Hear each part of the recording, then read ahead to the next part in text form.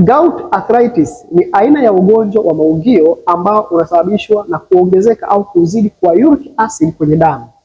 Uric acid inapozidi kwenye damu inasababisha chembechembe hatari za crystals kwenda kusababisha maumivu kwenye maungio. Hizi ndio dalili za ugonjwa wa gout arthritis. Dalili ya kwanza ni maumivu makali kwenye maungio. Nazungumzia maungio kwenye vidole vya mkononi na vidole vya mguuni, lakini pia kwenye joint mguuni.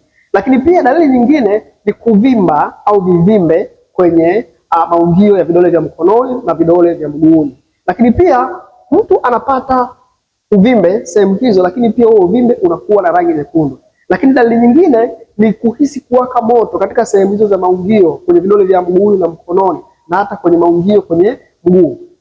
Mtu anapata changamoto ya kuwaka moto hasa wakati wa usiku. Huu ni ugonjwa ambao unasumbua watu wengi sana na wengi wamekuwa wakiamini kwamba hawezi kupona. Niko hapa kwa ajili ya kukusaidia. Nimekuandalia programu nzuri ya virutubisho asilia ambavyo vitasaidia kwenda kuondoa changamoto ya gout arthritis pamoja na madhara yanayosababishwa na ukaweza kupona kwa 100%.